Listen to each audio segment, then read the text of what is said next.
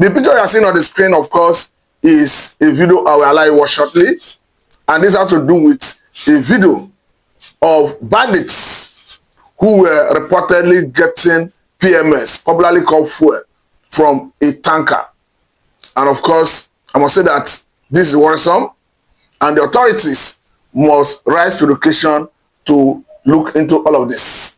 Because if bandits can confidently get contract with a tanker to get a feed in terms of their motorcycles and their mobilities, I think we are in for a very big trouble.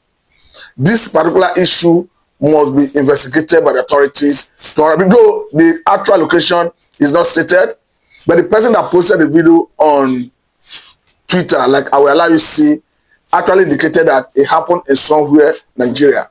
And we understand that the issue of banditry is in the northern part of the country, in the middle belt.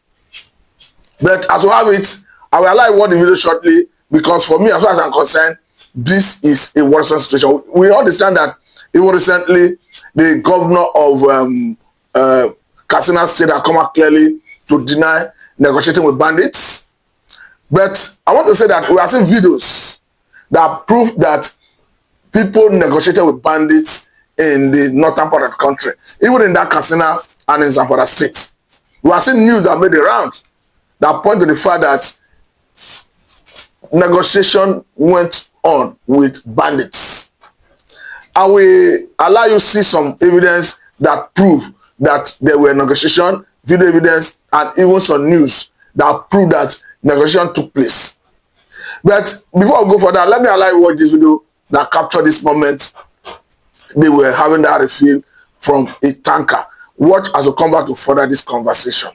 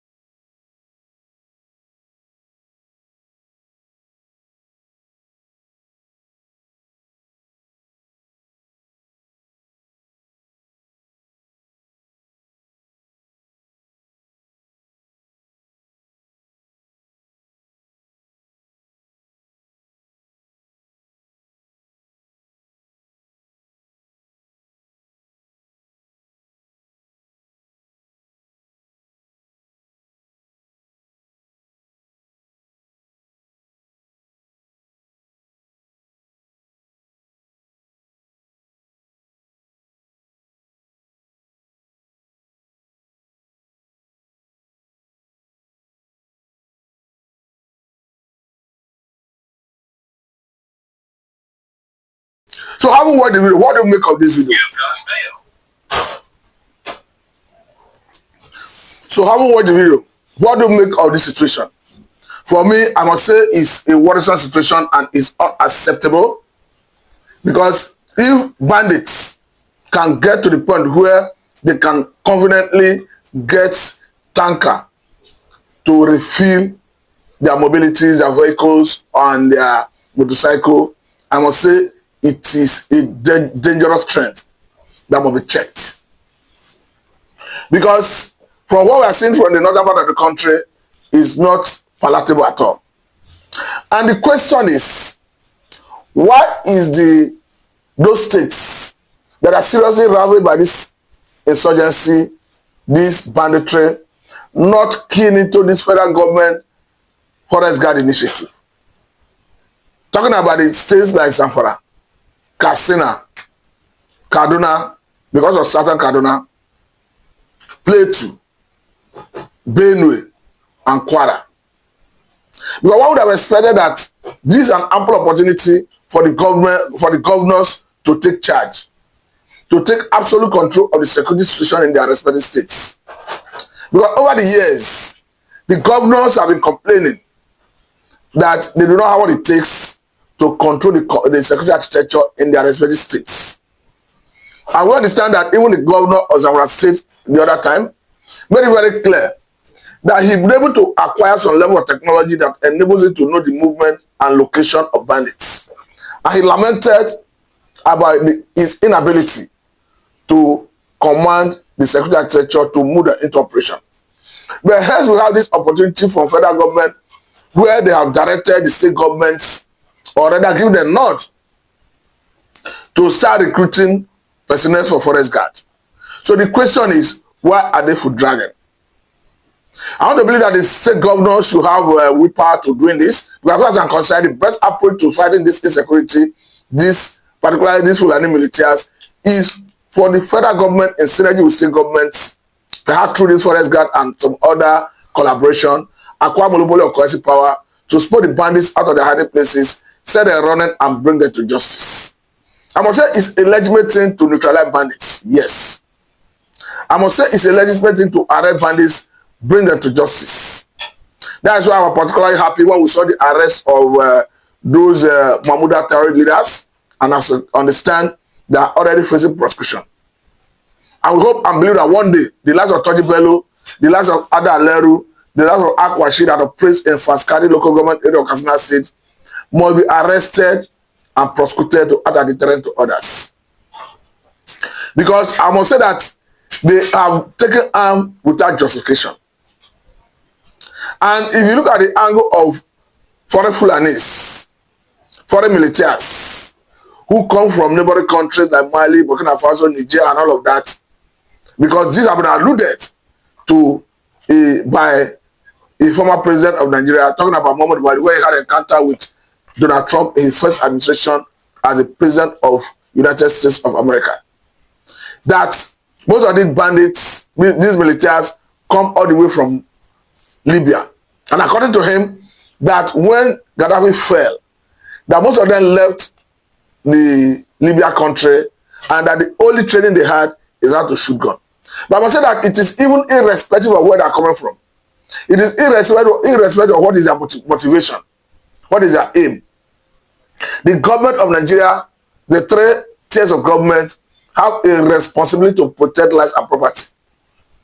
Because the constitution is very clear that the welfare of the people and their security shall be the primary purpose of governance. More so, as the president, the governors, the local government chairman, in their respective capacity, have sworn to an oath to protect lives and property.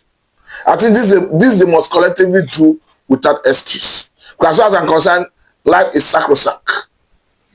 Because as human, we don't have what it takes to create life. And as such, we must do everything humanly possible within the ambits of the law to protect lives and properties of Nigerians. Because I must say it is unacceptable the manner of negotiation from the video we see that often make round on the internet. It doesn't matter the level of denial of any person, no matter how highly placed, as long as we continue seeing evidence of such negotiation. Because the question is, even if you say you are not directly involved, and you are the governor and the chief security officer of your state, and you can clearly see videos going around where in your state bandits came for peace deal, and as you have it, they will come fully armed, and after the peace deal, they still go back to their abodes. But I must say that we have widely reported, publicized negotiation that even happened in that Zamfara and of course in Katsina, where you can clearly see even security personnel on ground. So I must say that the governor of those states cannot feign ignorance, because the best option as far as I'm concerned is not to negotiate. The former governor of Kaduna State made it very clear the other day or recently that bandits do not repent. That the only bandit that have repented is one that have died. That human ideology is to disalive them, send them to their creator who had the ultimate power to judge them. I want to say that his position is very vital, is potent, because we have seen in so many instances, even recently, where it was reported that after a peace deal broke down, the bandits, I think it happened in Zamfara, so came back to start abducting people, and this time around from a mosque. So you got to show that what you call negotiation is not sustainable. Because each time they feel dissatisfied, talking about the bandits, they will normally come around to start wreaking havoc again. Particularly if they are still armed. Because it is not out of place to disarm the bandits. I think that was explain the reason that happened in sometime last administration of Muhammadu Buhari under the military when they were trying to disarm the public. I understand that when they went to Taraba State under the then governorship of Darus Isako, he was emphatic to the military that go and disarm the bandits before you think of disarming law-abiding citizens. Because you cannot disarm the law-abiding citizens and make them vulnerable to be slaughtered, disalived by the bandits. So I think the government owns it a responsibility, particularly the armed forces, to disarm the bandits, arrest them, prosecute them, to act as deterrent to others. It is a legitimate thing to do to arrest and prosecute them. It is a legitimate thing to do to neutralize them in the battlefield. Because even when we heard the news of the Tony Bello's cousin who was neutralized in the battlefield, of course, who understand, according to the information, doubles as his field commander, it was a thing of joy. Because the more you neutralize bandits, the more safe the society becomes. Any issue that has to do with negotiation, as far as I'm concerned, is unacceptable and should be discouraged. But let me say a very big thank you for this. This is Mr.